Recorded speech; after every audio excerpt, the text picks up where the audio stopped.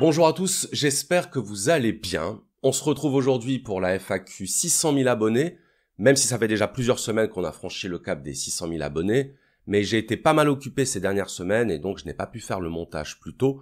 Et d'ailleurs, je vais commencer par vous expliquer un petit peu ce qui m'a occupé, parce que comme vous l'avez vu sur ma chaîne la semaine dernière, j'ai lancé un projet dont j'aimerais vous parler. Ce projet, vous l'avez vu, c'est l'écriture d'une bande dessinée. Alors, je ne suis pas seul sur ce projet, je travaille avec un dessinateur qui s'appelle Jules BTRX. Donc cette bande dessinée va s'appeler Philorama, sous-titré « Les petites histoires des grands philosophes ». Et le concept de cette bande dessinée, c'est de prendre 10 grands philosophes et de les mettre en scène dans des scénarios comiques, épiques ou tragiques. Des scénarios qui correspondent d'ailleurs à des anecdotes réelles, à des histoires que ces philosophes ont vraiment vécues. Et l'idée, c'est donc à la fois de vous divertir, puisqu'une bande dessinée, ça reste une œuvre ludique, mais c'est aussi de vous apprendre des choses sur le plan philosophique. Et donc, on a fait en sorte d'incorporer la pensée des philosophes dans chacun des scénarios, dans chacune des petites histoires. Donc, vous verrez Jean-Paul Sartre qui a pris trop de mescaline et qui croit être poursuivi par des homards géants. Vous allez voir Socrate en pleine scène de ménage avec sa femme le jour de son procès. Et pour chaque personnage, pour chacun des 10 philosophes, il y aura une partie histoire et une partie cours. C'est une manière de reprendre l'adage des classiques qui disait « divertir, oui, mais à condition d'instruire ». Et donc, dans le cadre de ce projet de bande dessinée, j'ai créé une page Ulule. Ulule, c'est le site de financement participatif. Donc je vous ai mis le lien vers la page Ulule dans la description et en commentaire épinglé. Et donc sur la page Ulule, vous allez pouvoir précommander la bande dessinée, puisque la bande dessinée n'est pas encore terminée, elle est encore en cours de création. Et vous allez voir que selon le montant de votre contribution, vous allez pouvoir débloquer certaines contreparties. Parmi les contreparties, vous avez la possibilité de recevoir la bande dessinée dédicacée. Vous avez la possibilité d'avoir votre propre personnage dans la bande dessinée. On a aussi prévu certains cadeaux beaucoup plus personnalisés, comme par exemple le portrait sur toile de votre philosophe préféré. Donc je vais pas vous faire toute la liste des contreparties possibles. Le mieux, c'est que vous alliez voir directement sur la page Ulule. Et ce qui est très important, c'est de ne surtout pas trop attendre si vous êtes intéressé par la bande dessinée, parce que la campagne ne va durer que 8 semaines au total, et que passé ces 8 semaines, vous n'aurez plus accès à toutes ces contreparties. Donc le plus simple, c'est de mettre cette FAQ en pause, d'aller directement sur la page Ulule, et si vous êtes intéressé par la BD, de la commander directement. Si vous regardez cette FAQ, c'est qu'a priori, vous me suivez peut-être depuis longtemps, et vous savez que je suis quelqu'un de très exigeant vis-à-vis de moi-même et vis-à-vis de mon travail, et je peux vous assurer que ce projet de bande dessinée me tient particulièrement à cœur, et que j'ai vraiment l'intention de vous livrer un bel objet, parce que c'est vraiment pas mon genre de lancer des projets et des appels à contribution sans être absolument certain de vous livrer quelque chose de qualité. Voilà, c'était la grosse annonce que j'avais à vous faire avant de commencer à répondre à vos questions. Je vous rappelle que pour m'envoyer vos questions pour les FAQ, le mieux c'est de me rejoindre directement sur mon compte Instagram. Alors je sais que beaucoup de personnes sont réticentes à s'inscrire sur Instagram pour des raisons que je respecte totalement. Mais sachez simplement que si vous avez déjà un compte Facebook, Instagram, c'est le même groupe.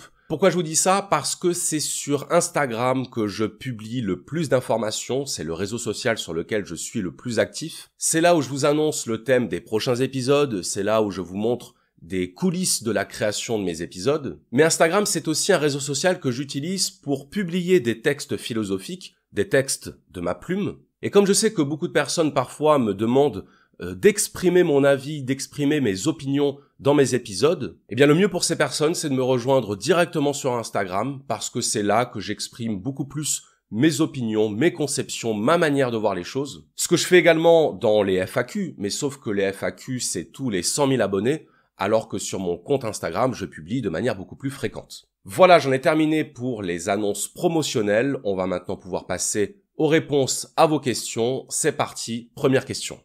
Bonjour Charles, peut-on apprendre la philo avec vous en partant de zéro? Alors, non seulement on peut apprendre la philo avec moi en partant de zéro, mais surtout, on ne part jamais de zéro. Je sais que c'est une expression qu'on emploie, partir de zéro, mais en fait, le principe de mes épisodes, c'est justement de m'adresser à des personnes qui n'ont pas de bagage en philosophie, qui n'ont pas fait d'études de philosophie, qui n'en ont peut-être qu'un très lointain souvenir remontant à la terminale. Mais le fait est que si vous vous exprimez correctement en français et que vous avez un niveau de vocabulaire, disons, correct, vous allez pouvoir comprendre quasiment tout ce que je dis dans mes épisodes. Ce n'est absolument pas réservé à un public d'universitaires ou à un public de spécialistes. Je m'exprime dans mes épisodes comme je m'exprimerai devant toute personne que je rencontrerai pour la première fois dans un bar. Donc pour répondre à la question, oui, on peut apprendre la philosophie avec mes épisodes en partant de zéro, étant entendu qu'on ne part jamais de zéro et qu'il suffit d'être curieux pour pouvoir entrer dans la philosophie. Question suivante. Comment vois-tu la chaîne Le Précepteur dans 2, 5, 10 ans? Alors ça, c'est une question difficile, évidemment, parce que personne ne lit dans l'avenir et je ne peux pas dire quelle sera la longévité de mon activité sur ma chaîne. En revanche, ce qui est certain, c'est que j'ai encore de très nombreux sujets à aborder sur ma chaîne. Et si je me fie simplement à la longue liste de thèmes qui est accrochée sur mon réfrigérateur, je peux vous dire que j'ai de quoi tenir encore au minimum 4 ou 5 ans. Par contre, comme toute activité un tant soit peu liée à la création, il y a toujours ce paramètre de l'inspiration et de la motivation liée à l'inspiration qui fait qu'on ne peut pas travailler de manière mécanique. Du temps où j'étais salarié manutentionnaire, je ne me posais pas de questions. Mon réveil sonnait, j'allais travailler, j'avais toujours quelque chose à faire. Mais quand vous êtes un créateur, et a fortiori un créateur à votre compte, vous n'avez personne qui vous dit quoi faire, vous êtes votre propre maître, ce qui vous donne énormément de liberté, mais ce qui vous oblige également à une forme d'autodiscipline et à prendre l'habitude de travailler de manière un peu mécanique. Or, la création, c'est le contraire d'une activité mécanique, et parfois, il arrive qu'on ne trouve rien d'intéressant à dire, ou parfois il arrive qu'on ait l'esprit préoccupé par d'autres choses, ce qui fait qu'à ce moment-là, notre outil de travail qui est notre esprit n'est pas disponible pour pouvoir produire quelque chose d'intéressant. Alors, je ne fais pas partie de ceux qui pensent que la création repose entièrement sur l'inspiration.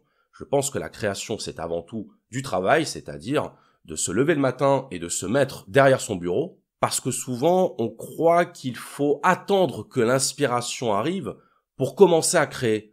La réalité, c'est qu'il faut d'abord commencer à créer pour que l'inspiration arrive. C'est un peu comme quand on veut reprendre le sport après une longue période d'inactivité et qu'on pense que la motivation va s'emparer de nous et nous faire nous lever de notre canapé. En fait, c'est le contraire. Il faut d'abord se lever de son canapé, il faut faire une première séance qui va être difficile, une deuxième séance qui va être un peu moins difficile, et au bout de la troisième séance, la motivation sera là de manière spontanée. Il y a une sorte de lieu commun, il y a une sorte d'opinion toute faite qui circule sur la création, qui consiste à dire que tout n'est qu'inspiration. Non. L'inspiration, ça se cultive, l'inspiration, ça se cherche, ça se provoque, et ça se provoque en se mettant au travail.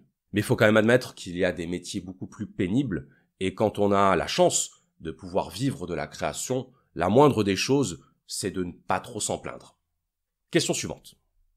Je découvre votre chaîne YouTube. Par quelle vidéo dois-je commencer, puis dans quel ordre? Alors je dirais que le plus simple, c'est tout simplement d'écouter les épisodes dans l'ordre, parce que généralement, je considère comme acquis tout ce que j'ai dit dans les épisodes précédents, et ça m'arrive assez régulièrement de faire référence ou de faire des renvois à ce que j'ai pu dire dans des anciens épisodes, et aussi parce que comme je tiens à ne pas trop me répéter d'un épisode à l'autre, j'ai tendance à faire des épisodes de plus en plus approfondis, et donc pour comprendre les épisodes récents, il est parfois nécessaire d'avoir écouté les épisodes plus anciens. Et donc si par exemple vous regardez un épisode sur le stoïcisme sur ma chaîne, il est préférable de commencer par le premier épisode sur le stoïcisme, dans lequel je déblayais le terrain, alors que dans les derniers épisodes sur le stoïcisme, je rentre un peu plus dans le détail. Même chose pour Spinoza, même chose pour Platon, même chose pour Descartes. Pour tous les auteurs dont j'ai parlé plusieurs fois sur ma chaîne, il me paraît indispensable d'écouter les épisodes dans l'ordre. Question suivante.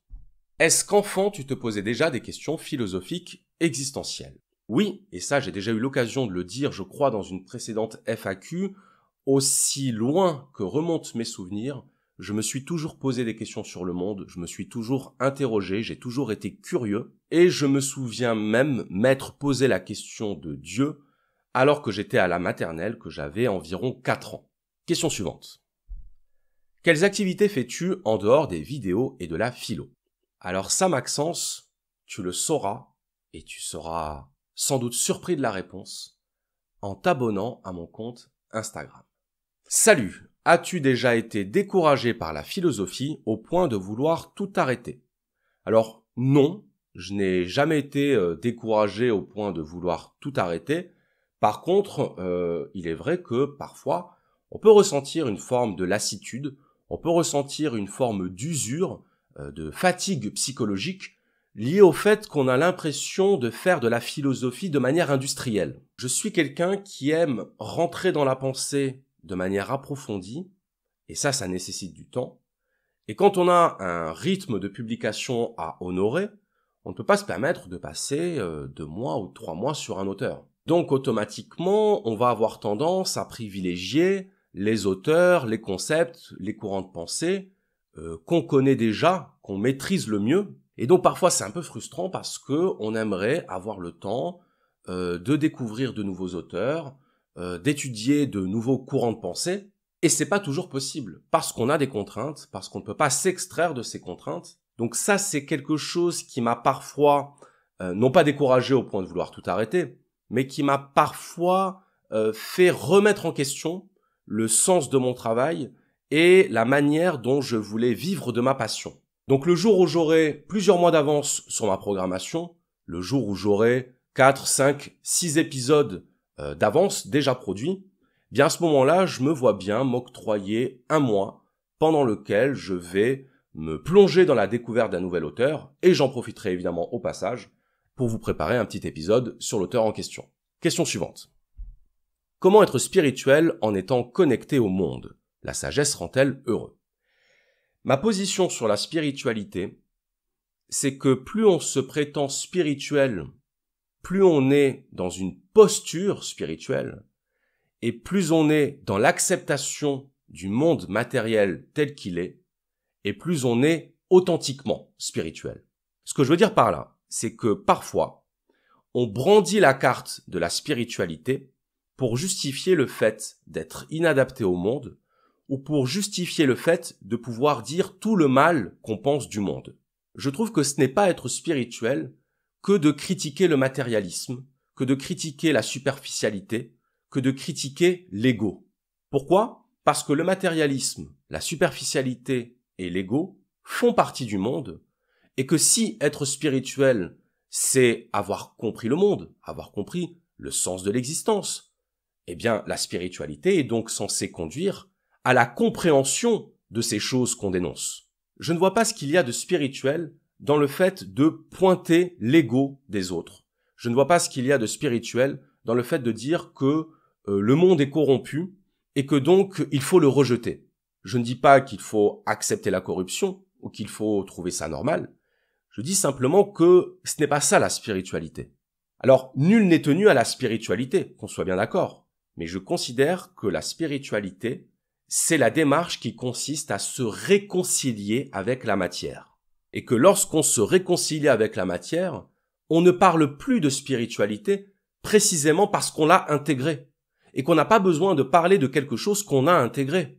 En fait, si vous voulez, moi j'ai entendu beaucoup trop de personnes vanter leur spiritualité, intellectualiser leur spiritualité, au point que j'avais l'impression au bout d'un moment que pour ces personnes, la spiritualité devenait un moyen de se distinguer de la masse, un moyen de se placer au-dessus des autres, et je trouvais ça totalement contradictoire avec la démarche spirituelle. Moi, je ne me considère pas particulièrement comme quelqu'un de spirituel, mais je ne me sens pas non plus l'obligation de dénoncer l'ego de mon voisin ou de lui dire qu'elle se trompe quand elle réagit de telle ou telle manière à ce qui lui arrive. Parce que pour moi, être spirituel, ce n'est pas être un donneur de leçons. Être spirituel, ça ne consiste pas à dire « je suis spirituel et vous ne l'êtes pas ». Et parfois, le meilleur moyen d'être réellement spirituel, c'est de ne plus chercher à l'être. Moi, je trouve beaucoup plus spirituel le fait de faire de l'humour subtil, le fait de faire des jeux de mots poétiques, que le fait de donner des leçons de spiritualité. Et donc, quand je lis la question « Comment être spirituel en étant connecté au monde ?», bien en fait, j'ai l'impression que tu donnes la réponse. Comment être spirituel en étant connecté au monde? Être connecté au monde c'est sentir le monde sans le juger.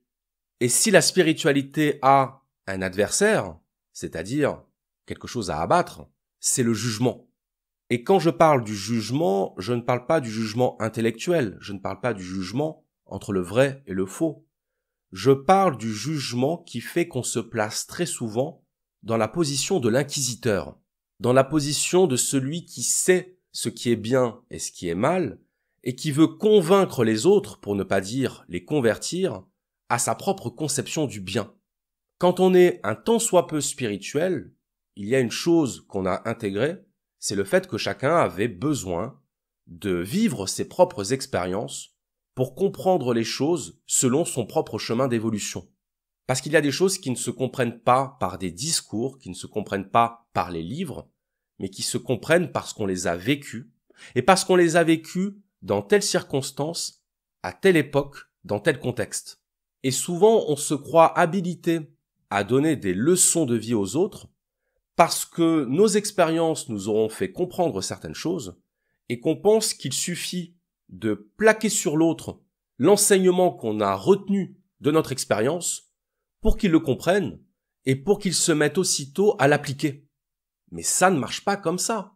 Je crois beaucoup plus dans les vertus de l'écoute, c'est-à-dire du fait d'entendre ce que l'autre a à nous dire sans le juger, sans considérer que parce qu'on n'est pas d'accord, il a tort et nous avons raison, être capable simplement de regarder la personne qui nous parle, d'entendre ce qu'elle nous dit sans chercher absolument à réagir, ne pas considérer qu'écouter, c'est simplement patienter en attendant de pouvoir répondre, mais simplement regarder la personne et l'écouter jusqu'à être connecté à sa conscience. Parce que c'est très difficile d'être connecté à la conscience de l'autre, les limites de notre univers sont les limites de notre conscience, et parce que comme notre conscience est la seule conscience à laquelle nous ayons un accès direct, on pense spontanément qu'on peut entrer dans la conscience de l'autre sans avoir à l'entendre. Donc on devient spirituel en se connectant au monde, et se connecter au monde, ça passe par l'observer, l'écouter, l'entendre, sans le juger. Question suivante. Les livres qui ont changé ta vision du monde. Il y a un livre philosophique qui a considérablement changé ma vision du monde, c'est l'Éthique de Spinoza. Et quand je dis qu'il a changé ma vision du monde, à vrai dire, c'est inexact. Parce que c'est un livre qui, lorsque je l'ai lu, m'a plutôt conforté dans la vision que j'avais du monde, mais sans avoir réussi jusqu'alors à poser des mots dessus. Et ça, c'est quelque chose que je trouve intéressant quand notre évolution se fait par la reconnaissance de quelque chose qu'on savait déjà. J'ai un côté assez platonicien et je suis assez sensible à sa doctrine de la réminiscence, c'est-à-dire à l'idée que connaître, c'est reconnaître. Connaître, c'est prendre conscience de ce qu'on savait déjà. Et donc, quand j'ai lu l'éthique de Spinoza, ou plutôt quand je l'ai étudié à l'université, parce que si je l'avais lu tout seul dans mon coin, je sais pas si j'aurais réussi à comprendre quoi que ce soit. Mais quand j'ai étudié l'éthique de Spinoza, j'ai vraiment eu l'impression qu'on m'offrait un système de compréhension du monde qui a complètement bouleversé ma vision des choses. Question suivante. Quels conseils pouvez-vous donner aux étudiants en philosophie, lettres? Un conseil très pragmatique qui est de savoir quel est votre projet professionnel.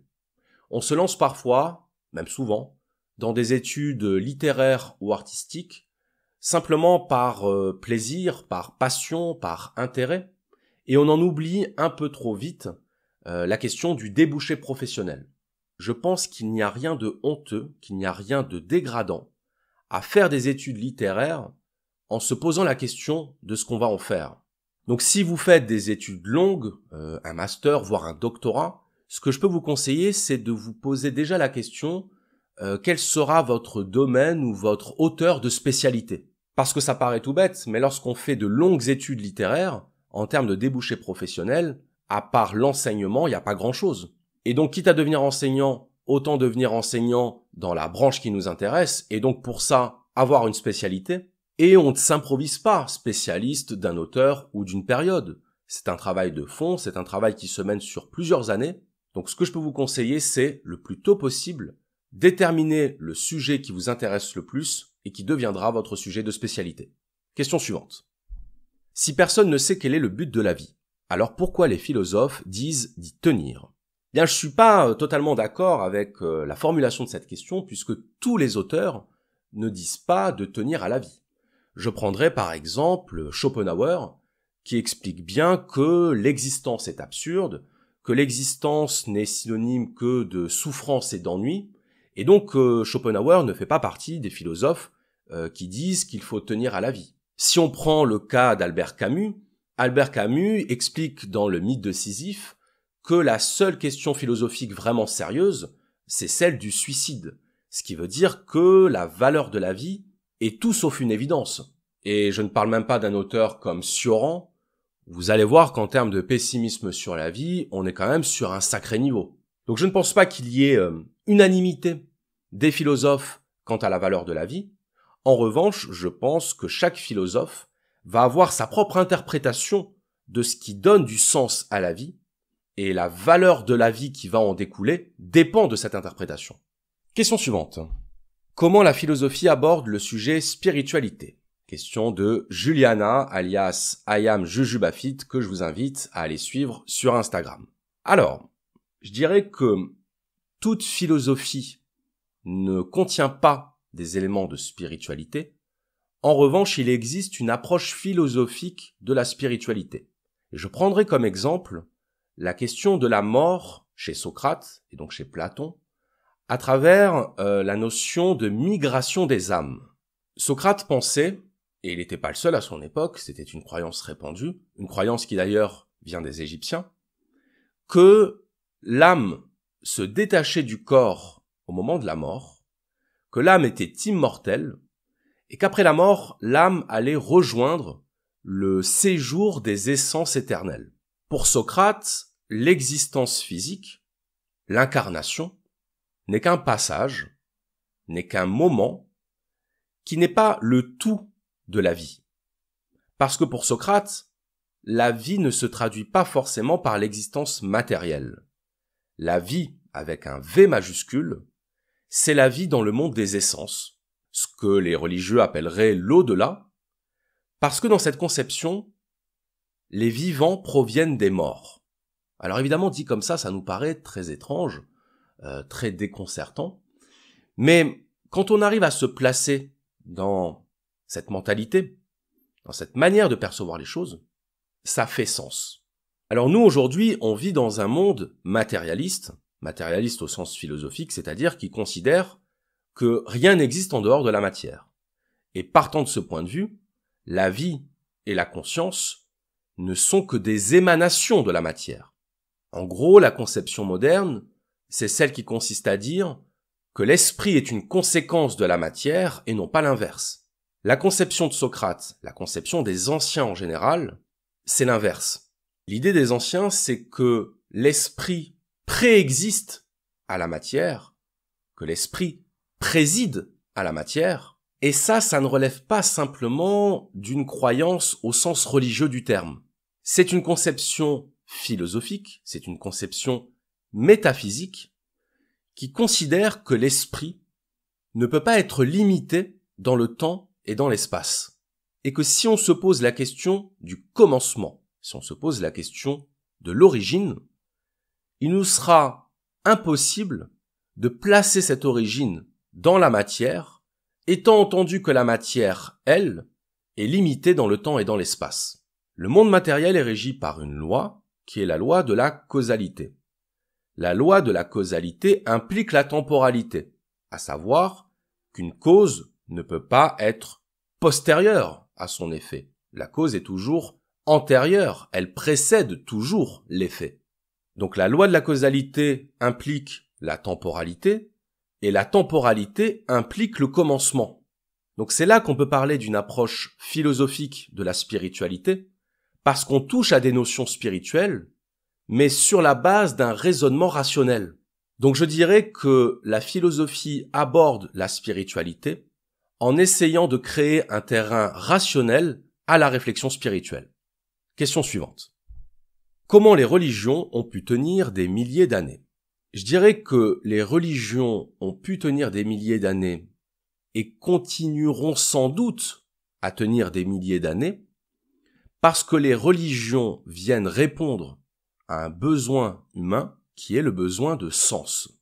Je trouve qu'il y a une tendance moderne, un peu facile, à regarder la religion de haut et à considérer que nous aurions dépassé le stade de la religion. Je pense que c'est une erreur, et je pense que c'est une erreur qui nous rend aveugles aux formes contemporaines de la religiosité. Pour nous, la religion, c'est croire dans des dieux, c'est-à-dire dans des entités fictives dont nous n'avons pas la moindre preuve. Mais on oublie que la religion ne se résume pas à ça, ne se réduit pas à ça, qu'il y a dans la religion une double dimension à la fois transcendante, c'est-à-dire verticale, de lien de l'individu à une divinité, mais aussi un aspect horizontal, qui est l'aspect de la communauté religieuse. Donc une religion est un ensemble de croyances qui unifie un groupe. Et donc, si on retire une religion d'un groupe social, on retire le ciment de l'union entre les membres du groupe. Alors oui, on va dire, croire dans des dieux à tête d'animaux, c'est totalement stupide, c'est totalement absurde.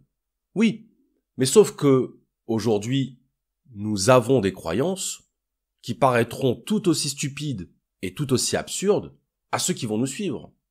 Alors évidemment, par définition, on ne peut pas dire quelles sont les croyances que nous avons actuellement, qui vont être jugées stupides par la postérité, tout simplement parce que nous ne savons pas qu'il ne s'agit que de croyances. Mais l'histoire est faite de 1000 exemples qui prouvent que ce qu'on croit à un moment donné dans l'histoire est voué à être renversé.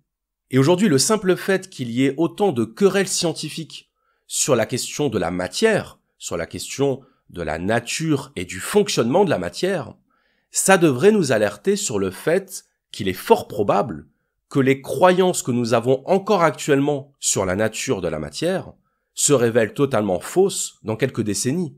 Les expériences qui ont été menées en physique quantique, et je pense à la plus célèbre de ces expériences qui est l'expérience des fentes Young, cette seule expérience prouve à quel point on ne comprend pas le fonctionnement réel de la matière.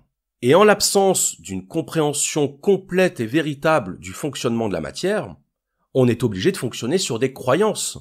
Je disais tout à l'heure que la matière était régie par la loi de la causalité, mais même ça pourrait être qualifié de croyance dans la mesure où on a pu déterminer le fait que une cause et un effet pouvaient être simultanés. Et si une cause et un effet peuvent être simultanés, ça prouve non seulement qu'on n'a peut-être pas compris ce qu'était la matière, mais qu'on n'a peut-être pas non plus compris ce qu'était le temps. Nous avons une croyance selon laquelle le temps est quelque chose qui s'écoule, et qui s'écoule de manière uniforme. Mais ça, c'est notre perception du temps, c'est notre conception humaine du temps. Il est tout à fait envisageable que la recherche nous permette un jour de comprendre la nature véritable du temps, et à ce moment-là, on s'apercevra que notre conception du temps était une croyance qui paraîtra tout aussi stupide et absurde que nous apparaît la croyance dans des dieux à tête d'animaux.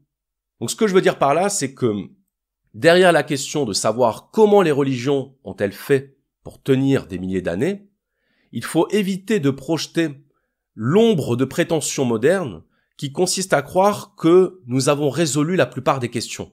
En réalité, il y a une constante de l'humanité, qui est que l'humanité repousse constamment les limites de sa propre ignorance et que nous sommes tous les ignorants de la génération qui va nous suivre.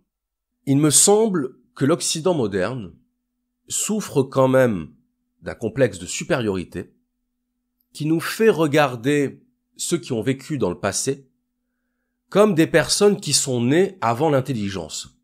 Il me semble qu'il faudrait se méfier de cette tendance qui nous fait voir la paille dans l'œil de notre voisin sans voir la poutre qui est dans le nôtre, parce que plus on se croit lucide et clairvoyant, plus on devient aveugle à nos propres croyances et à nos propres préjugés. Je vais prendre un exemple beaucoup plus provocateur, mais assez parlant, qui est le rapport que nous avons au règne animal. On sait qu'aujourd'hui, un mouvement se développe de lutte contre l'exploitation animale, qu'on appelle l'antispécisme. Imaginez qu'un jour, on finisse par démontrer, preuve scientifique à l'appui, que tous les animaux possèdent une conscience au même titre que les êtres humains, je précise bien, au même titre que les êtres humains, mais que simplement nous n'avions pas les outils qui nous ont permis de détecter l'existence de cette conscience. À ce moment-là, on regardera toutes les personnes qui mangeaient de la viande comme des cannibales. Aujourd'hui, on est à peu près tous d'accord pour dire que le cannibalisme reposait sur une conception archaïque de la vie humaine, mais si demain on prouve que tous ceux qui mangent actuellement de la viande sont des cannibales, on aura l'air malin. Donc c'est pour ça que je dis que faute de savoir, on est obligé de croire, et que nous ne sommes pas davantage émancipés de la croyance que ne l'étaient ceux qui ont vécu des milliers d'années avant nous.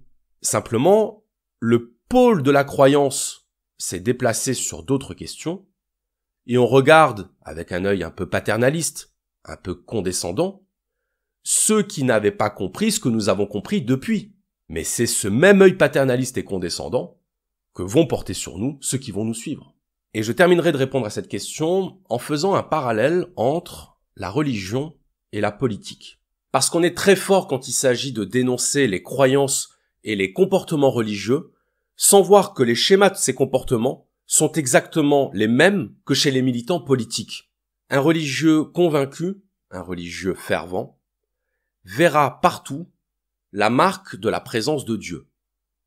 Il vous dira, Dieu est partout. Un militant politique vous dira, la politique est partout. Il vous dira, tout est politique. Un religieux voudra convertir les gens autour de lui. Un militant politique voudra convaincre les gens autour de lui. Un religieux pense que si tout le monde partage ses croyances, le monde sera sauvé. Un militant pense que si tout le monde partage ses opinions, la société sera sauvée. Un religieux va se référer à un dogme, à son texte religieux. Le militant va se référer à un dogme, sa doctrine politique. Donc dans les deux cas, on sacralise les idées, on s'interdit de les remettre en question, et on ne se demande pas si une idée est vraie ou fausse. On se demande si elle est conforme ou pas au dogme. Donc dans les deux cas, il y a besoin de se référer à un dogme pour savoir ce qu'il faut penser. Il ne faut surtout pas essayer de penser par soi-même, il ne faut surtout pas essayer de sortir du cadre, parce que sortir du cadre, c'est dangereux. Sortir du cadre, c'est prendre le risque d'avoir des mauvaises pensées. Donc aujourd'hui, on traite quelqu'un de facho pour disqualifier ses idées, comme autrefois on traitait quelqu'un de païen pour disqualifier ses croyances. Dans les deux cas, il y a l'idée que soit on pense bien, soit on pense mal, et que si on pense mal, il n'y a pas à faire l'effort de produire une réfutation. Il y a juste à prendre la personne qui pense mal et à la mettre dans la case des gens qui pensent mal pour croire qu'on a réussi à la disqualifier.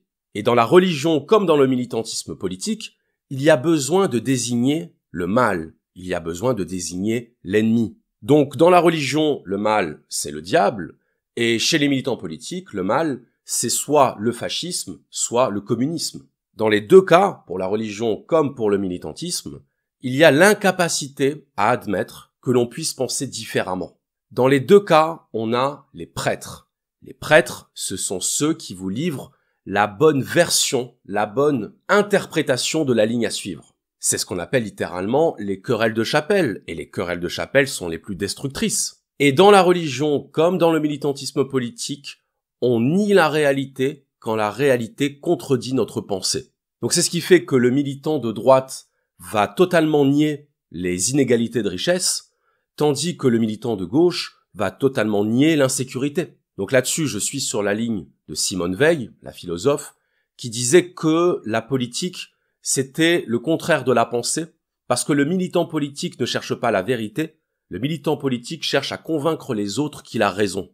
Question suivante. Comment reconnaître une personne intelligente ? Souvent, une personne qu'on va décrire comme intelligente, c'est une personne qui a la qualité de penser comme nous. Je pense qu'il y a aussi un biais d'autocomplaisance qui fait qu'on va considérer comme intelligent ce qui nous ressemble ou ce qui correspond à ce que nous pensons. Pour moi, l'intelligence, c'est la capacité à supporter la contradiction par rapport à ce que l'on pense. C'est-à-dire que si on m'oppose une idée avec laquelle, a priori, je ne suis pas d'accord, c'est être capable d'envisager dans quelle mesure cette idée peut être vraie. Et ne pas réagir spontanément en se disant « cette personne est stupide » ou « cette personne n'a rien compris ». Un esprit intelligent, c'est un esprit capable de se remettre en cause de telle sorte qu'il peut progresser. Et si le militantisme, c'est bel et bien le contraire de l'intelligence, je dirais que l'intelligence, c'est la capacité à pouvoir remettre en cause ce que l'on croit être vrai. Question suivante. Comment ne pas être affecté par les critiques ? Alors ne pas être affecté par les critiques, ça ne se décrète pas vraiment. Je dirais que c'est surtout une question de tempérament et aussi une question d'habitude. Il y a des personnes pour qui l'image qu'elles vont avoir, la réputation qu'elles vont avoir aux yeux des autres, va être quelque chose d'absolument déterminant. Ces personnes-là, si elles apprennent qu'on les critique, si elles apprennent qu'on dit des choses sur elles dans leur dos, elles vont vraiment se sentir très très mal. Mais ça, c'est une question de sensibilité. Pour ma part, je sais que les gens ne peuvent pas s'empêcher de se critiquer les uns les autres. Je sais que parmi mon entourage proche, il y a forcément des personnes qui parfois me critiquent, mais à la limite, je me sens pas concerné parce que je ne suis pas là quand elles me font ces critiques. Et si elles me font des critiques, je peux très bien choisir d'accorder ou pas de l'importance à ces critiques. C'est-à-dire soit la critique est justifiée, elle est légitime, et dans ce cas-là, il faut en tenir compte pour tenter de s'améliorer, soit elle ne l'est pas, et à ce moment-là, elle n'a aucune raison de nous affecter. Et puis, il faut savoir que tout le monde n'est pas habilité à vous faire des critiques, et vous pouvez très bien considérer qu'il y a des critiques que vous allez écouter parce qu'elles vous semblent être motivées par de la bienveillance, et il y a des critiques qui n'ont pour simple objectif que de vous juger, que de vous disqualifier, et à ce moment-là, elles perdent littéralement tout leur fondement. Par contre, si les critiques sont faites par des personnes dans lesquelles vous avez confiance, par des personnes qui ont pu déjà vous témoigner leur bienveillance, et à ce moment-là, vous aurez davantage intérêt à prendre en compte ces critiques. Mais d'une manière générale, je trouve qu'on a tous un peu tendance à surdramatiser certaines choses, et notamment à surdramatiser le regard que les autres ont sur nous et les critiques qu'ils peuvent éventuellement faire de nous. Moi, je pense qu'une personne qui critique en dit davantage sur elle-même que sur celui qu'elle critique. Et qu'on est souvent très fort pour critiquer chez l'autre ce qui ne va pas chez nous. Les plus grands militants de la pureté, pour reparler des militants, sont souvent des personnes qui ont des petites choses à se reprocher du point de vue de leur conscience. Ce sont souvent des personnes qui vont chercher à combattre le mal à l'extérieur d'elles-mêmes pour mieux éviter de combattre le mal à l'intérieur d'elles-mêmes. Le besoin de critiquer a souvent pour fondement une peur, un besoin de contrôle, et je pense qu'on aurait tout intérêt à s'émanciper de l'importance qu'on accorde à certaines critiques. Question suivante. Que redoutes-tu le plus dans la vie ? Ce que je redoute le plus, c'est de ne pas avoir le temps de faire tout ce que j'ai à faire. Quel est le but dans ta vie ? Question d'Ibra, de la chaîne Ibra TV, Ibra que je ne présente plus. Le but dans ma vie, Ibra, je dirais que c'est de créer et de laisser derrière moi quelque chose que j'estime utile au groupe et qui me donnera en contrepartie le sentiment très égoïste d'avoir fait quelque chose de bien. Question suivante.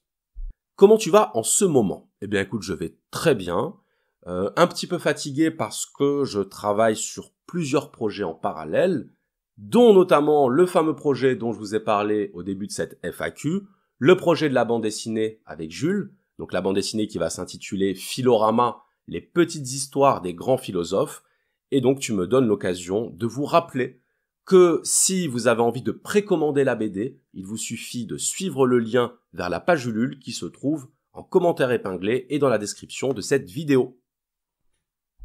Comment te sens-tu maintenant que tu as arrêté de donner des cours pour te consacrer au reste ?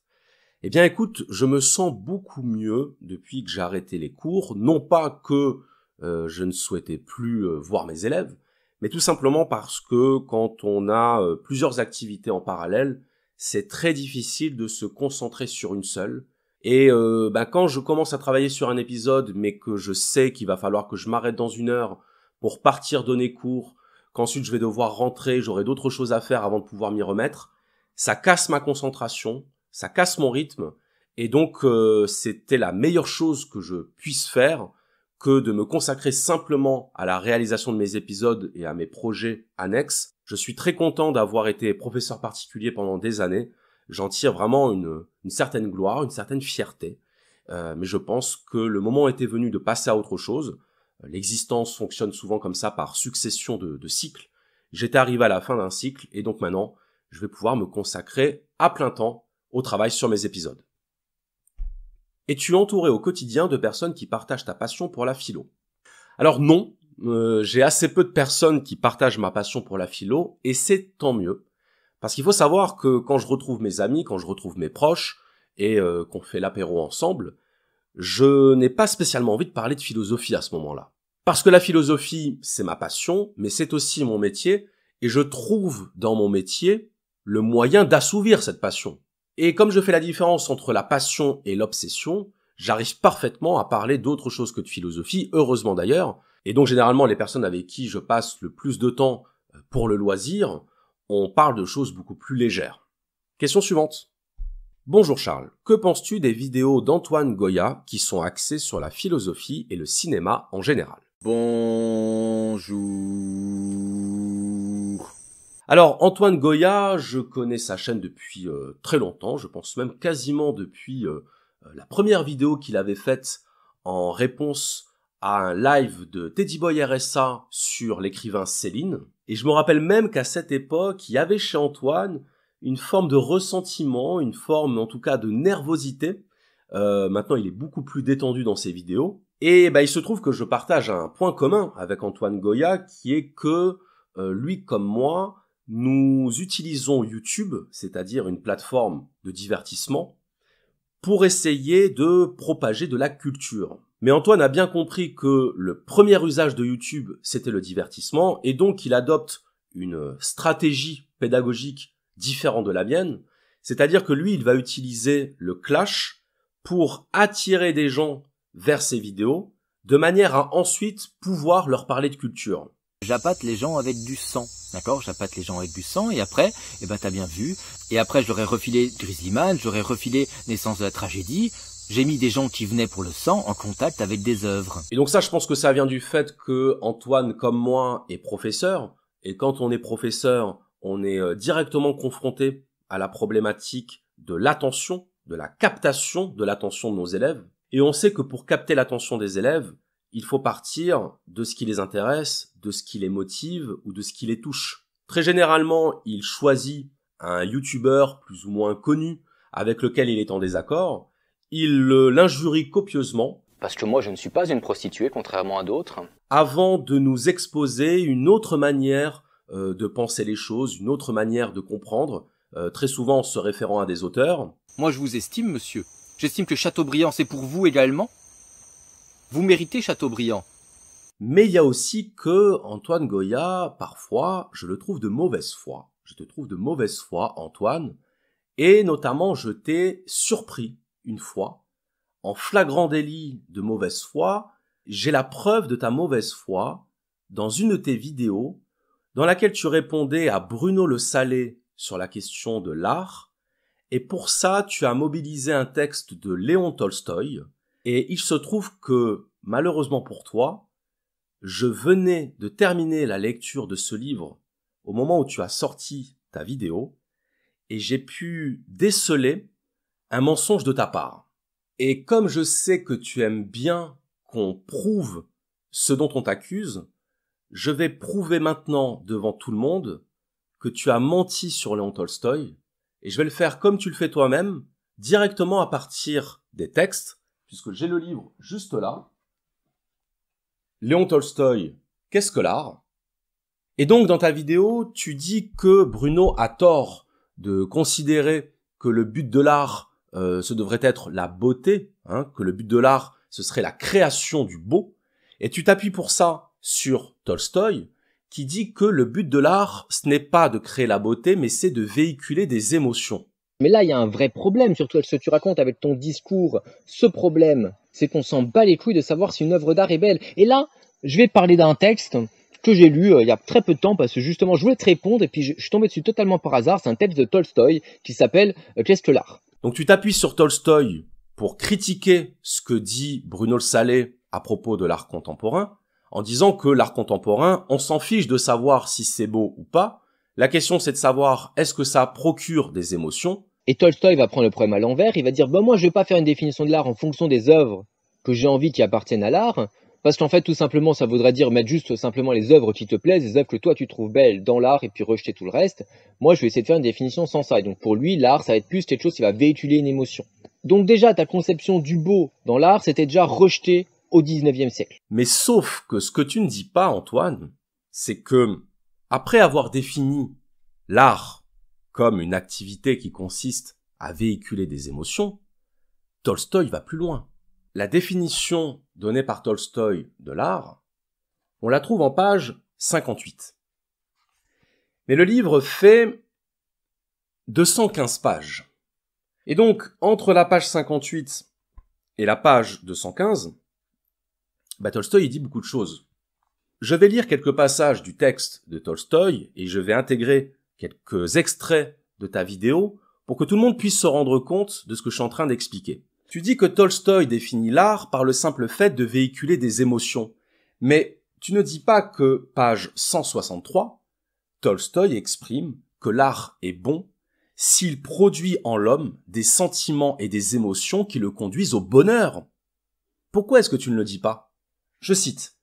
De même que procède l'évolution des connaissances, où sans cesse des connaissances plus réelles et plus utiles se substituent à d'autres moins réelles et moins utiles, de même aussi procède l'évolution des sentiments par le moyen de l'art. Aux sentiments inférieurs, moins bons et moins utiles pour le bonheur de l'homme, se substituent sans cesse des sentiments meilleurs, plus utiles à ce bonheur. Telle est la destination de l'art. Et, par conséquent, l'art est d'autant meilleur quant à son contenu qu'il remplit mieux cette destination. Il est d'autant moins bon qu'il la remplit moins bien. Le but de l'art n'est pas de te faire du bien, et si tu veux te faire du bien, va te tirer sur la tige et laisse l'art en dehors de tout ça. Merci. Pourquoi tu ne dis pas, Antoine, que, pour Tolstoï, le fait que le but de l'art, ce soit de véhiculer des émotions, c'est dans un but d'unir les hommes entre eux? Pourquoi tu ne dis pas, par exemple, c'est la propriété essentielle de l'art, de tout art, d'unir les hommes entre eux? Tout art a pour effet que les hommes qui reçoivent le sentiment transmis par l'artiste se trouvent par là unis, d'abord avec l'artiste lui-même, et en second lieu avec tous les autres hommes qui reçoivent la même impression. Mais l'art non chrétien, en unissant entre eux quelques hommes, isole ces hommes, par là même, du reste de l'humanité, de telle façon que cette union partielle est souvent une cause d'éloignement à l'égard d'autres hommes. L'art chrétien, au contraire, est celui qui unit tous les hommes sans exception. Et il peut atteindre ce but de deux façons, ou bien en évoquant chez tous les hommes la conscience de leur parenté avec Dieu et entre eux, ou bien encore en évoquant chez tous les hommes un même sentiment, si simple soit-il, pourvu qu'il ne fût pas contraire au christianisme, et puisse s'étendre à tous les hommes sans exception. Seuls ces deux ordres de sentiments peuvent former, dans notre temps, la matière de l'art bon quant au contenu. C'est vraiment le niveau zéro de l'analyse. Et ce que je comprends pas, Antoine, c'est que quand Bruno Le Sallet dit que l'art dans l'espace public devrait être au service du peuple, tu te moques de lui? L'art dans l'espace public devrait être au service du peuple et de ce qu'il désire pour embellir son quotidien. Et non, je suis désolé, l'art ne doit pas être au service du peuple. Ça sort d'où cette connerie, l'art doit être au service du peuple? Ça sort d'où? Ça sort de Tolstoï, Antoine. Ce même Tolstoï que tu cites en référence. C'est Tolstoï qui dit que l'art doit s'adresser au peuple. Et je vais te le prouver. Je cite. Du jour où l'art des classes supérieures s'est séparé d'avec l'art du peuple, cette conviction est née que l'art pouvait être l'art et rester cependant hors de la portée des masses. Et du jour où ce principe a été admis, on pouvait prévoir que le moment viendrait où l'art ne serait plus accessible qu'à un petit nombre d'élus, et qu'il finirait même par ne plus l'être qu'à 2 ou 3 personnes, voire à une seule, l'artiste qui le produirait. C'est vraiment le niveau zéro de l'analyse. Et alors là, c'est la cerise sur le gâteau, parce qu'après t'être moqué de Bruno, parce qu'il disait que l'art devait s'adresser au peuple, tu dis toi-même que Tolstoï dit la même chose dans son livre. Je vais te raconter un truc. Dans le bouquin de Tolstoï, donc je t'ai dit, après il s'en prend à la modernité, vous savez, à Monet, à Verlaine, à Baudelaire, etc. Et il dit, l'art, en fait, il y a deux façons de concevoir l'art. Il y a l'art actuel à son époque, du coup, qui considère comme un art élitiste. Donc pour lui, Monet, etc., c'est élitiste. Il ne parle plus au peuple. Il dit, l'art doit parler au peuple. Et pour lui, le seul art qui parle au peuple, c'est l'art chrétien. Donc voilà, donc on est là-dessus. Donc là, je sais pas si tu t'en rends compte, Antoine, mais en fait, ce que tu dis, c'est que Bruno le Salé est d'accord avec Tolstoï. Tolstoï sur lequel tu t'appuies pour contredire Bruno. Donc va falloir nous expliquer quelque chose. Est-ce que tu sous-entends que Tolstoï a raison seulement quand tu es d'accord avec lui? Est-ce que tu cites Tolstoï seulement quand ce qu'il dit va dans ton sens? Mais c'est pour ça, tu vois, que je dis que tu es de mauvaise foi. C'est-à-dire que, toi qui aimes bien dénoncer les sophismes, tu utilises ce que les zététiciens appellent le cherry picking, c'est-à-dire le prélèvement sélectif. Et donc tu vas chercher chez Tolstoï quelque chose qui va te permettre de ridiculiser Bruno le Salé. Mais sauf que tu n'utilises Tolstoï que pour ce qui t'arrange. Autrement dit, tu n'utilises pas ce que dit Tolstoï et qui va exactement dans le sens de ce que dit Bruno le Salé.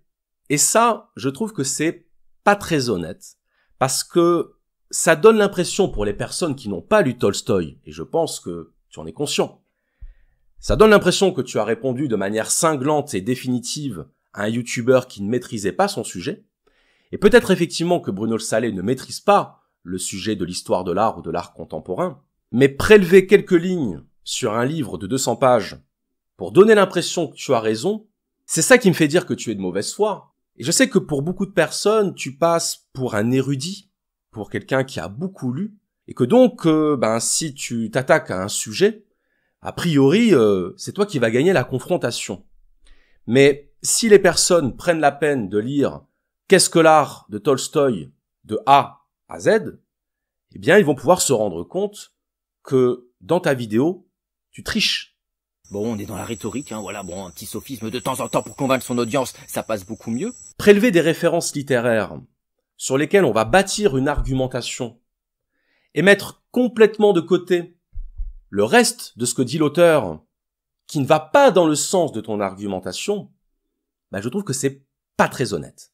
Alors je peux comprendre que le fait de définir l'art par la beauté ou par la technique, que ce soit quelque chose qui t'exaspère. Mais est-ce que ça justifie que tu te réfères à des auteurs comme à des autorités philosophiques et que tu leur fasses dire la moitié de ce qu'ils disent vraiment uniquement pour servir ton propos?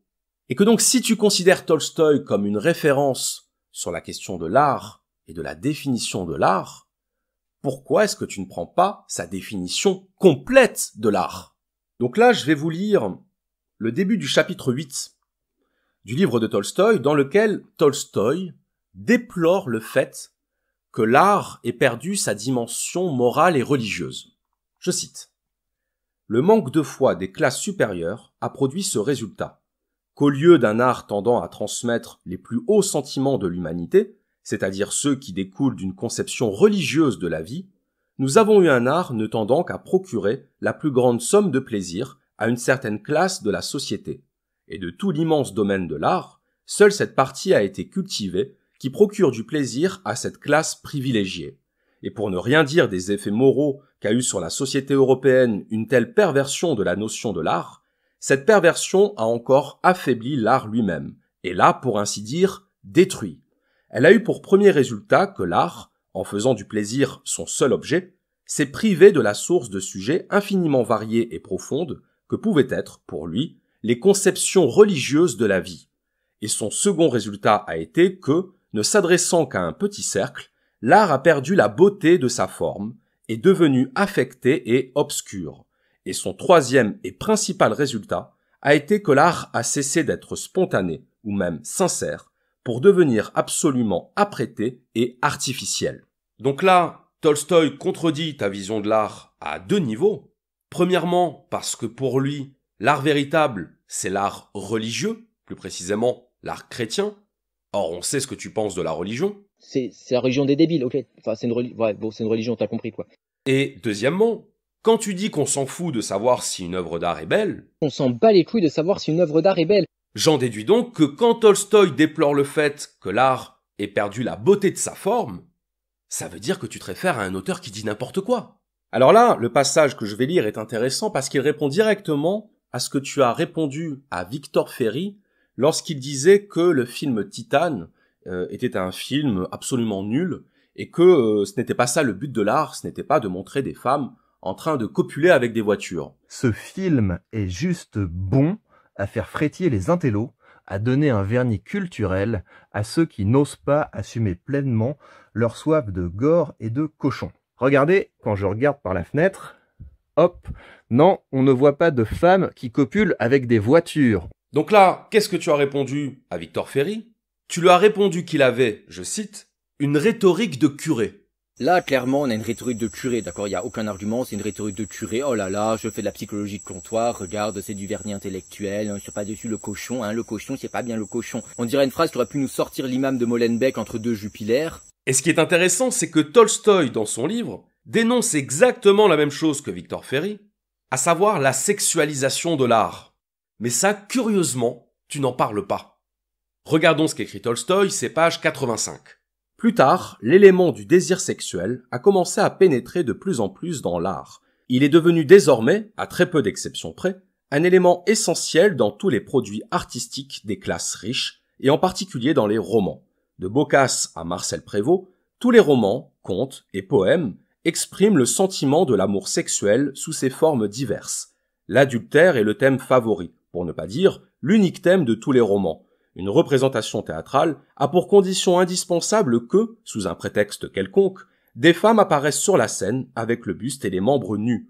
Les opéras et les chansons, tout est consacré à l'idéalisation de la luxure. La grande majorité des tableaux des peintres français représentent le nu féminin.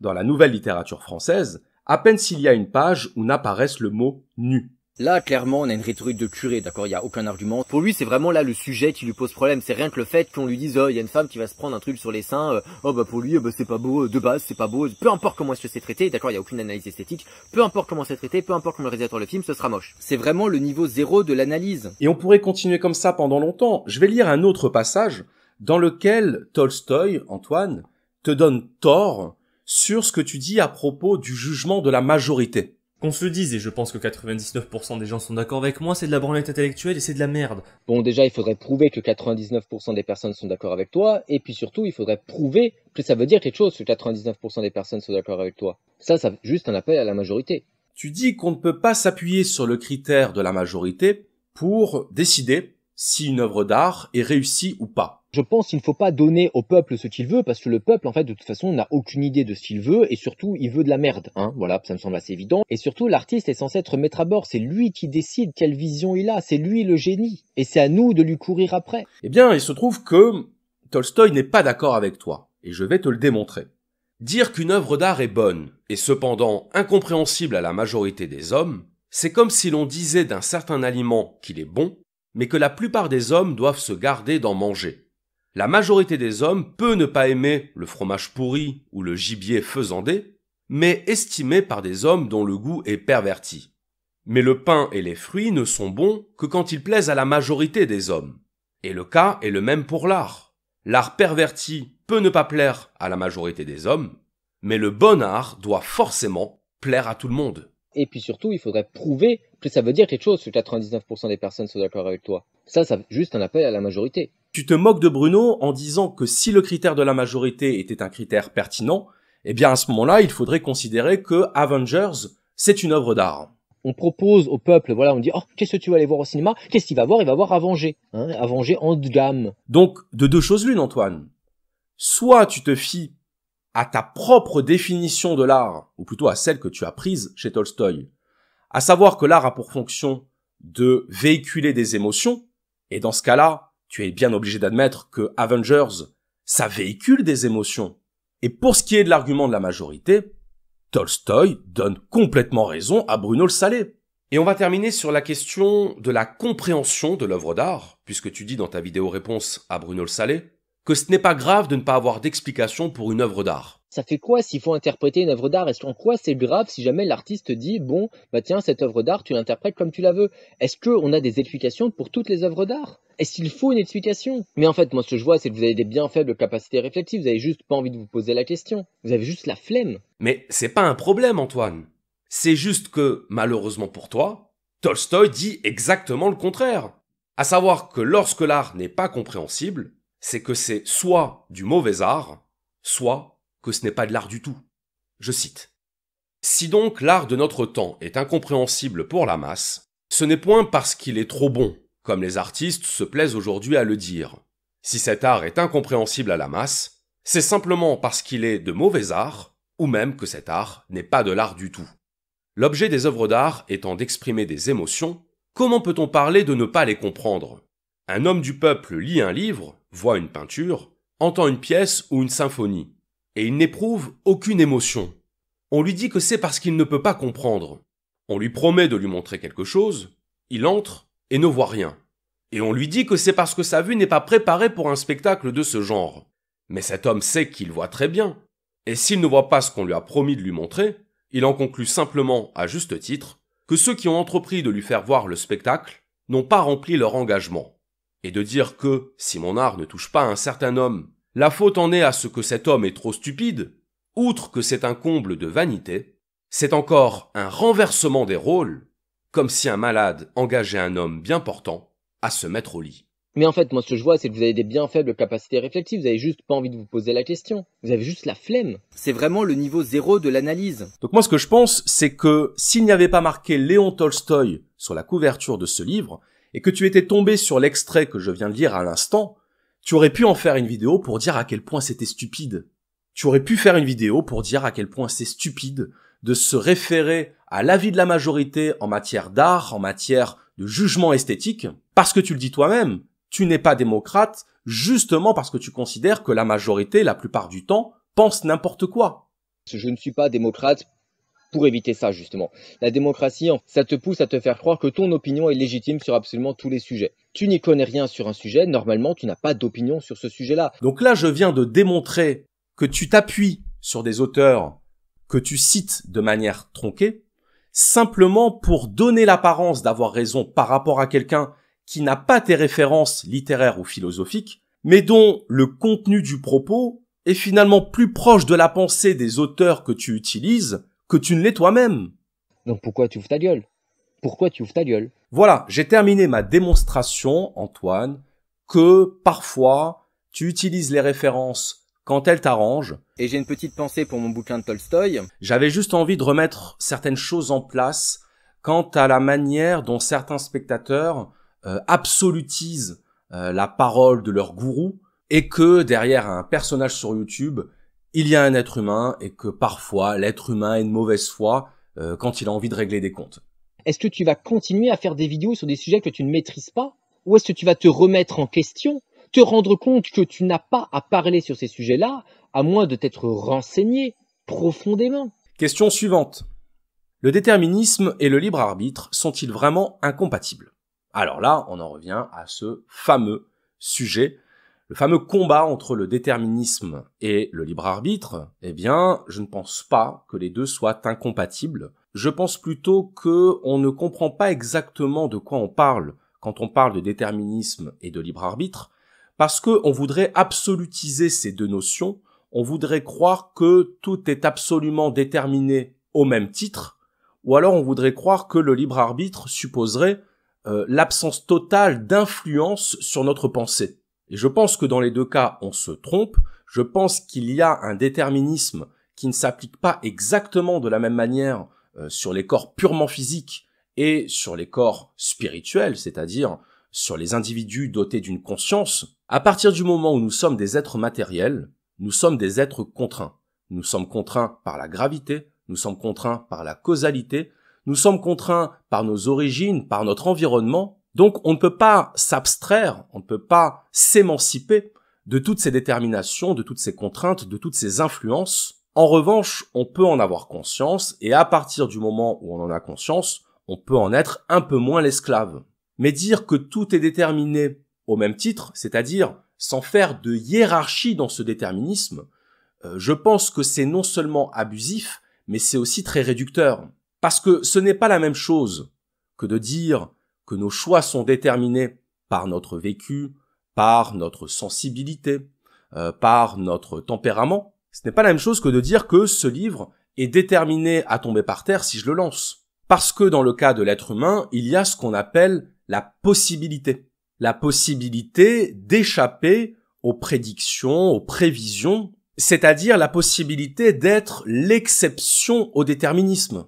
Quand on dit que la plupart des personnes qui occupent des positions de pouvoir ou des positions sociales privilégiées sont issues de familles dans lesquelles on occupait déjà des positions de pouvoir et des positions sociales privilégiées, c'est vrai. Ça s'appelle la reproduction sociale et c'est pas un secret.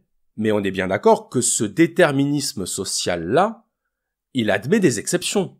Donc s'il admet des exceptions, ça veut dire que tout n'est pas totalement, entièrement déterminé comme on voudrait le croire. Parce qu'il y a un degré de complexité dans le déterminisme humain qui fait qu'on ne peut pas mettre tous les déterminismes exactement sur le même plan. Moi, ce que je prône dans la réflexion sur le déterminisme, c'est la question du degré, c'est la question du curseur. Et je pense qu'on est plus ou moins déterminé, je pense que l'on est plus ou moins soumis à la chaîne du déterminisme, et c'est ce qui fait d'ailleurs qu'il existe ce qu'on appelle l'emprise mentale, qu'il existe la manipulation, qu'il existe l'aliénation, et ces notions ne peuvent avoir de sens que si on part du principe que le libre arbitre existe, puisque l'emprise, la manipulation mentale, le conditionnement, ce sont des phénomènes qui altèrent notre libre arbitre. Donc dire que le libre arbitre n'existe pas, c'est un peu court. Si le libre arbitre n'existe pas, eh bien à ce moment-là, l'altération du libre arbitre n'existe pas, donc l'emprise, la manipulation mentale, l'aliénation n'existe pas non plus. Donc moi, tout ce que je prône, c'est un peu plus de modération, un peu moins de radicalité dans l'exposé de notre opinion sur le déterminisme. Question suivante. Faudrait-il cesser d'imaginer pour ne plus avoir peur? Bien, très souvent, oui. Très souvent, la peur vient de ce qu'on imagine davantage que de ce qu'on vit. La peur, normalement, est un signal qui a une fonction physiologique, qui est de nous alerter d'un danger. Et donc, parfois, l'anticipation du danger, l'anticipation excessive du danger, fait qu'on va avoir peur dans une situation où la peur est inutile. Donc, il me semble qu'on a très souvent tendance à imaginer le pire, à dramatiser l'avenir, et que si on se contentait de réagir aux événements au moment où on est en train de les vivre, on aurait beaucoup moins peur et on serait beaucoup plus heureux. Question suivante. Quelle réponse cherchez-vous à avoir via la philosophie? Je dirais que via la philosophie, je cherche à savoir si on peut être dans le vrai. Est-ce que tu as des questions philosophiques restées toujours sans réponse aujourd'hui? Oui, savoir si on peut accéder au vrai. Selon toi, y a-t-il un lien entre vertu et intelligence? Je dirais que l'intelligence, c'est ce qui permet de tordre la vertu. Avez-vous déjà eu l'occasion de sortir de la caverne, de remettre en cause une croyance, idée reçue? Alors, sortir de la caverne, j'irai pas jusque-là. Je n'ai pas encore contemplé le ciel des idées. En revanche, remettre en cause des croyances et des préjugés, oui, ça m'arrive régulièrement. Et d'ailleurs, je considère même que ça, c'est une bonne question à poser à quelqu'un qui pratique l'esprit critique. De lui poser la question, quelle est la dernière fois que tu t'es rendu compte que tu avais une fausse croyance, que tu croyais dans une idée reçue? J'en ai parlé dans une publication sur Instagram, je vous invite à vous abonner à mon compte Instagram, lorsque j'ai découvert le tir sportif. Et je pensais, comme beaucoup de gens, que le tir était une activité réservée à des gens qui avaient peut-être un petit problème psychologique, à des gens fascinés par la mort, à des gens qui rêvaient de commettre des massacres de masse. Et quand je suis arrivé au stand, je me suis rendu compte que mes préjugés étaient vraiment ridicules et que j'avais affaire à des personnes qui non seulement avaient l'air tout à fait saines d'esprit, mais qui respectaient aussi des règles de sécurité qui expliquent d'ailleurs que le tir sportif est l'une des disciplines dans lesquelles on compte le moins de morts. Il y a beaucoup plus de personnes qui meurent en faisant du ski, en faisant de la plongée sous-marine, ou même en faisant du tir à l'arc, que de personnes qui meurent dans un accident de tir sportif. Justement parce que quand on tient une arme chargée dans les mains, eh bien, on fait attention. On fait attention déjà de ne pas blesser un proche, on fait attention de ne pas se blesser soi-même, et c'est ce qui explique que ça fait partie des activités sportives les plus inoffensives. Au moment de partir, qu'est-ce qui aura encore du sens? Au moment de partir, ce qui aura encore du sens, ce sera tout ce qu'on aura laissé et tout ce qu'on aura contribué à faire advenir. On peut considérer l'existence comme une quête du bonheur. Et il n'est jamais trop tard pour accéder au bonheur. Mais on peut aussi considérer que l'humanité se renouvelle de génération en génération, qu'elle suit son chemin, et que nous sommes une partie de ce chemin. On peut considérer qu'on ne vit pas que pour soi en tant qu'individu, et que de la même façon que nous provenons de millions d'années d'histoire, eh bien, nous avons aussi notre pierre à poser à l'édifice sur le chemin de l'humanité. À titre individuel, on ne peut pas faire grand-chose pour l'humanité. Mais le peu qu'on peut faire, on doit le faire. Quand on est sur Terre, on a une responsabilité. La responsabilité d'accomplir ce qu'on peut accomplir d'utile pour le groupe et d'utile pour la postérité. Et il y a 1001 façons d'accomplir des choses utiles pour le groupe. Ça peut être en produisant des œuvres, ça peut être en donnant de l'amour, en insufflant de l'espoir, de la motivation. Il n'y a pas besoin d'être un personnage socialement important pour être utile au groupe, pour faire du bien à l'humanité. Je pense que plus on cherche à faire beaucoup pour l'humanité, et plus on prend le risque de ne pas faire grand-chose. Et qu'au contraire, plus on se concentre sur le petit morceau d'amélioration qu'on peut construire, et plus on a des chances de réussir à le construire. Ibra me posait la question de savoir quel était mon but dans la vie. Mon but dans la vie, c'est de proposer des éléments de réflexion. Chacun peut venir se servir, et j'ai l'espoir que c'est utile pour le groupe, et que ces éléments de réflexion vont se transmettre, vont circuler dans le monde.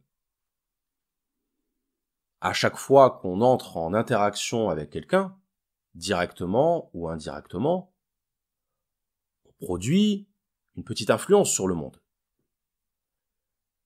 Bien, je pense que si on était conscient de l'influence qu'on produit sur le monde à chaque fois qu'on agit, à chaque fois qu'on parle, et même à chaque fois qu'on pense ou qu'on ressent, on ferait déjà quelque chose d'extrêmement utile. On œuvrerait à rendre le monde meilleur. Et donc peut-être qu'au moment de partir, on se fera le petit bilan comptable de nos gestes, de nos actions, de nos paroles qui ont contribué à améliorer le monde, et qu'à l'issue de ce bilan, on se dira « J'ai bien vécu, j'ai bien fait de vivre ».